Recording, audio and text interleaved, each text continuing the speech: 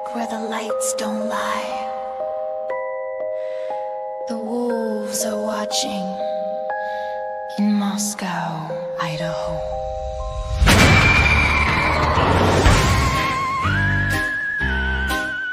Yeah, they said it's open and shut, case on ice. But the facts keep shifting under courtroom lights. Evidence tagged, locked in a sheet, but the truth cuts deeper. It's a double-edged sword beneath. Cameras roll, opinions fly, truth's in the dirt, but it won't die. Every headline's got a twist or two. Four souls whisper, we're counting on you.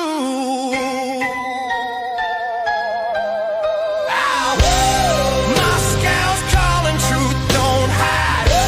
Shadows talk on the witness side. We ain't buying every show they sell. There's a storm in Idaho and it's raising hell. Welcome to True Crime Unleashed. How is everyone doing tonight? I've got to get a few things off my chest about the Idaho Poor case. One of the things is exactly how fumbled this investigation was, and yes, it was fumbled, and you could tell with the new docs coming out from the ISP, it was fumbled. They had tunnel vision when it came to Bryan Kohberger, even though they were investigating 5 other people in this case. Yes, 5 other people was being investigated. And this right here absolutely ticks me off. You had 2 cigarette butts found. One of the cigarette butts found was at the bottom of the entryway stair next to where the subject's right foot was. Okay? They didn't say suspect, they said subject's right foot. And the second one, the cigarette butt was found in right corner where walkway meets bottom stair. So that's 2 cigarette butts from 2 different people. One at the entryway stair, and then one in the right corner where the walkway meets the bottom stair. Now, the walkway was more than likely is coming from Bethany's room. The walkway at the bottom of the stair to the right. So, this person was standing right there in the walkway by Bethany's room.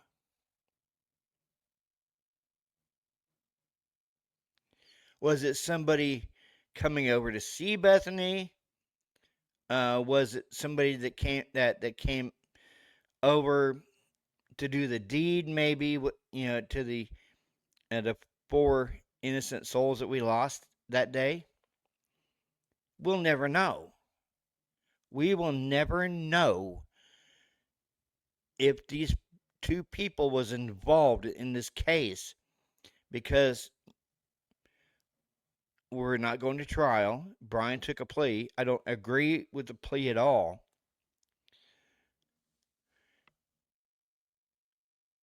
What and who are they trying to hide in this case?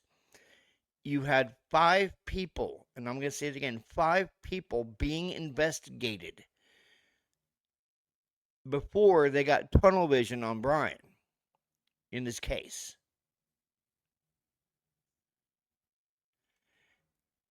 Did they just say, okay, yeah, we're just going to not investigate these 5 people and we're just going to look straight towards Bryan? And I do believe that happened. I really do. And I would like to know exactly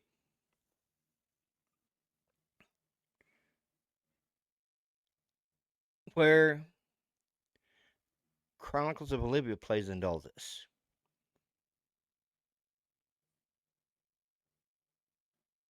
I would.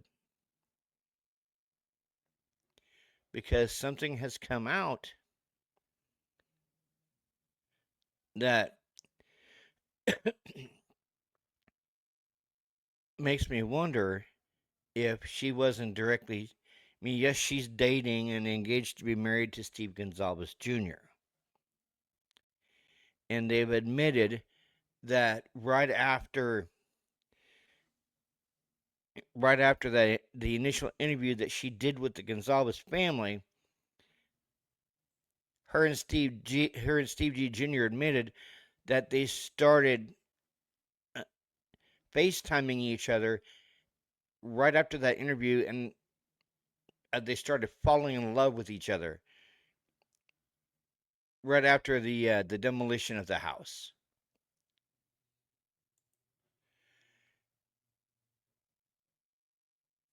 And please go leave a like on this lady's channel.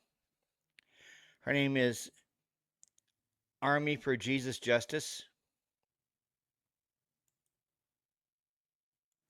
I have some interesting news that, well, speculation I'd like to share with you about Chronicles of Olivia and her connection with the Goncalves family. Possible other connections too. But first, this video, like all my videos, is only my opinion. It's only speculation. I'm not accusing anyone of anything, and certainly not of any crimes. Please do your own research. Form your own opinion.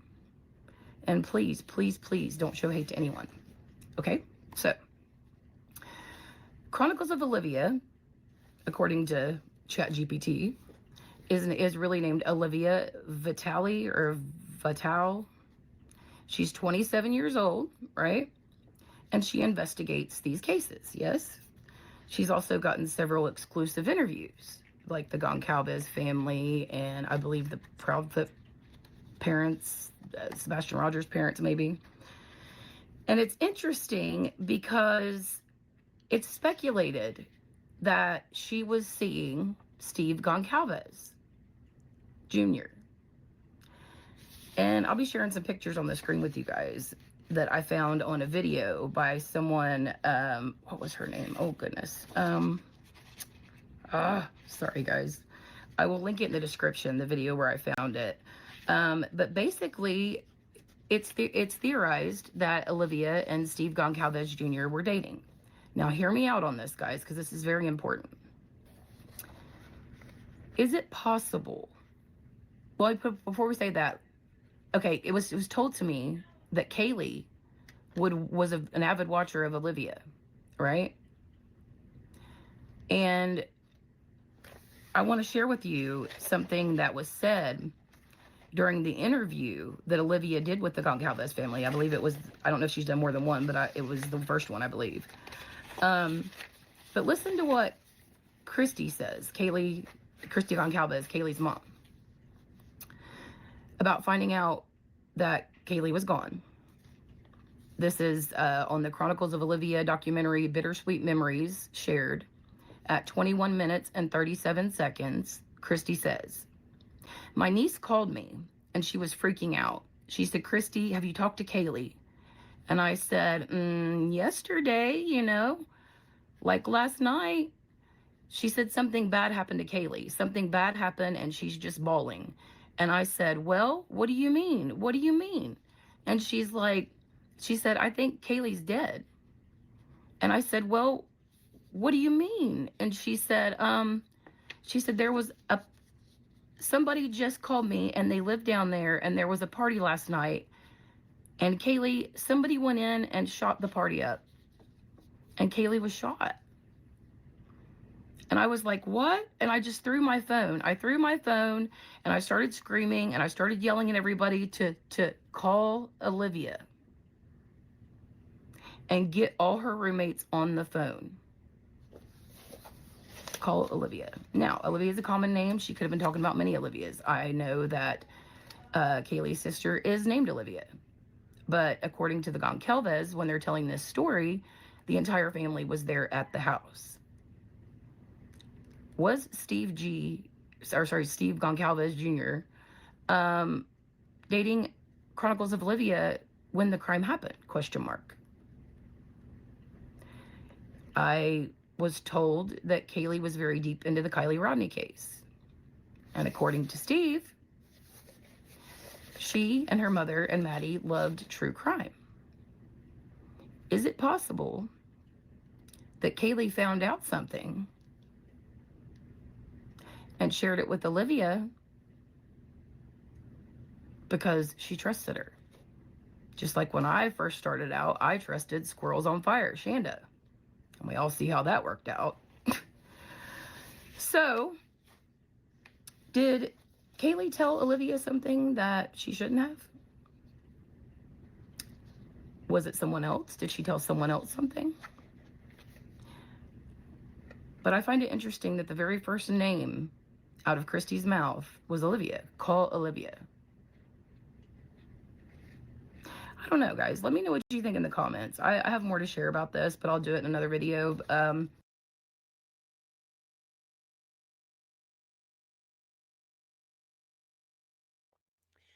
There is something going on in the background with this case that just bothers me. And yes, you'll get people who feel like he's 100% guilty and demonize us because we believe that he's innocent, and we're trying to call out the bullshit in this case. And this case is filled with bullshit.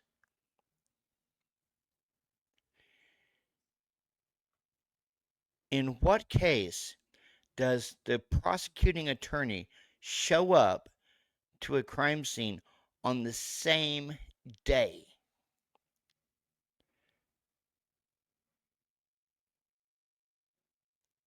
I've heard of prosecutors showing up to a crime scene like the day after, after the police have already done their investigation in the house, have taken the pictures. But there's something about a Santa Bill that bothers me really, really bad. I mean, he had promised the Gonzalez family and the rest of the victims' families that he was going to take this to trial, and he was going for the death penalty. And I mean, I honestly believe that the victims' families never read the documents. They just believed what they were being sold by the prosecutor and by mainstream media. They were sold a bill of goods that was rotten to the core. Even though they were promised the first look at all the documents after the sentencing, and that never came to be. It took Olivia Gonzalez to go and confront the prosecutor at his office, and she got to sit down and look at the documents and the autopsy reports, and she asked the Santa Bill if he can guarantee that the autopsy reports wouldn't be leaked online. And Bill Thompson looked at her square in the face and said he could not guarantee that because they have a leaker in their office.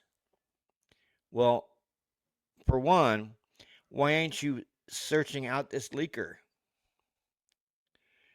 Could it be maybe Bill Thompson is the leaker in this case? We don't know. Just like we'll never know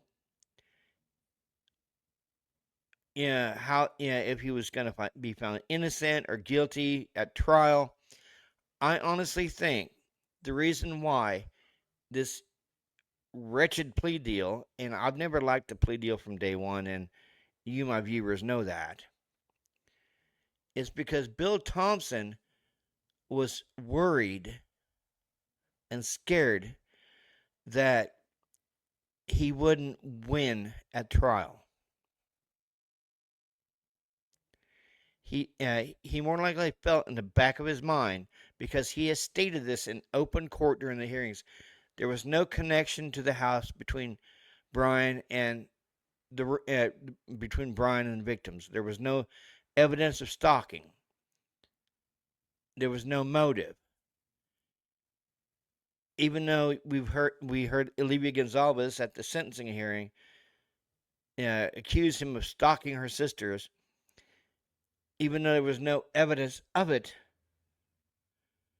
there was no motive, there was no connection.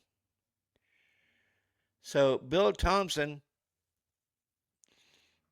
came up with this plea deal because he knew he couldn't win at court.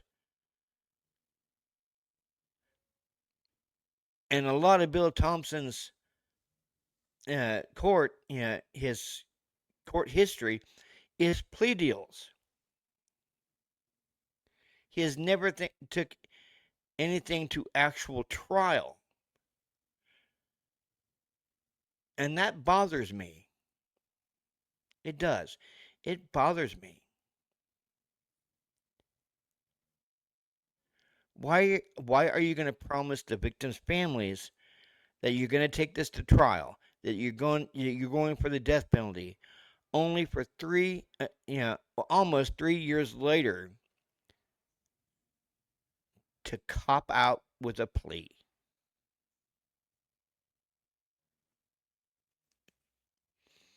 And yes, the victims' families, Kaylee Gonzalez's parents, Maddie's mom, the Chapins, they were happy no matter what the outcome was, as long as somebody went to jail or prison. So they weren't really upset over the plea deal because they had come to terms with it. But you have Olivia, Steve, and Christy throwing a huge fit, to the point where Steve didn't want to go in the courtroom. He had to be coaxed into the courtroom by Christy.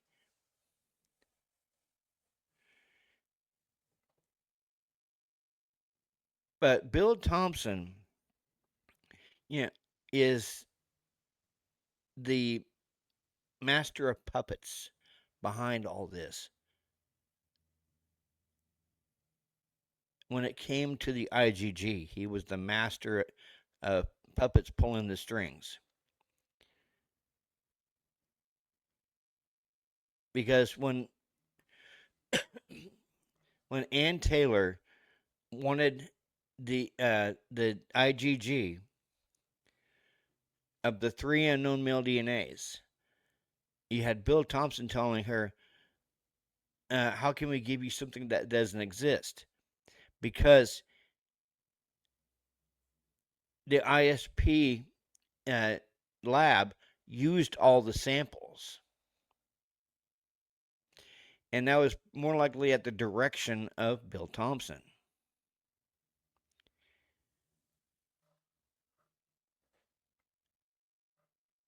You had 2 cigarette butts. That's what I just read to you guys. 2 cigarette butts that were tested and not used. And I know Brian's a heavy vegan, so I don't think he smoked.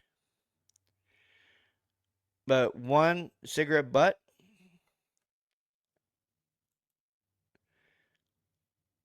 was found at the bottom of the entryway stair.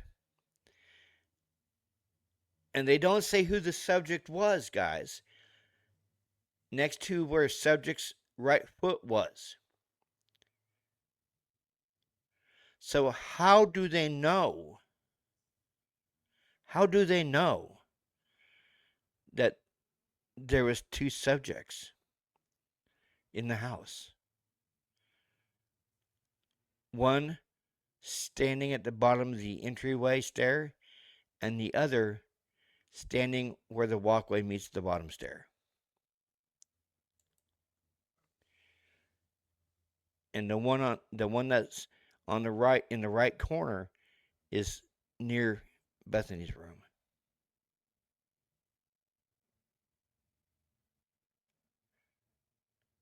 What are we not being told? Just like Jack Showalter stated in his ISP interview, there was people texting on Snapchat what was going on in the house. And the victim's family members texting what was going on in the house before the news found out and before 911 was called.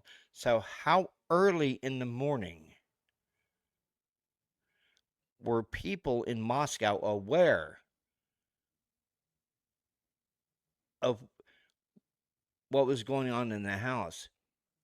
And you had Dylan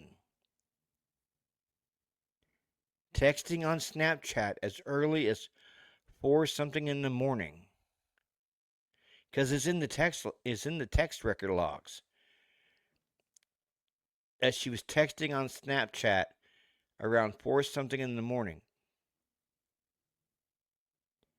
and it was in the group chat for the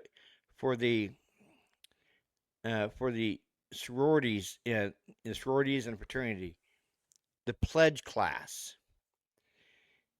These group chats were, these texts were in the group chat for the pledge class, and we know that Jack Showalter was pledging, and so was Dylan Mortensen. She was pledging for Pi Beta Phi.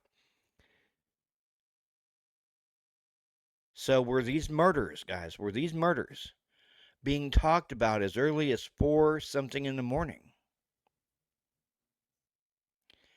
Quite possibly. But everyone have a good night. Make sure you like, comment, and subscribe to my channel. And hit that bell notification for any new uploads. And leave a comment down below on your thoughts and your opinions on what I've been talking about. Peace. This is True Crime Unleashed, and I'm out.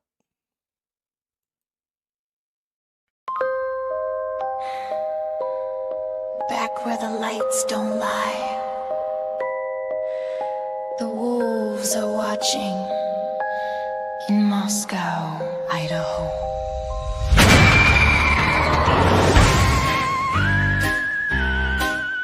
Yeah, they said it's open and shut, case on ice,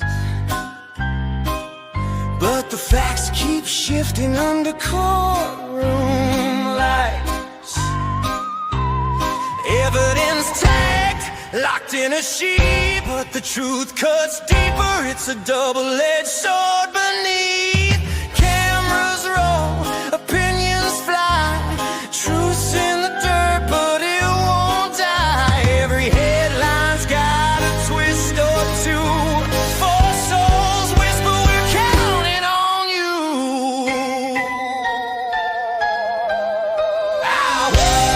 Moscow's calling, truth don't hide. Shadows talk on the witness side. We ain't buying every show they sell. There's a storm in Idaho, and it's raising hell.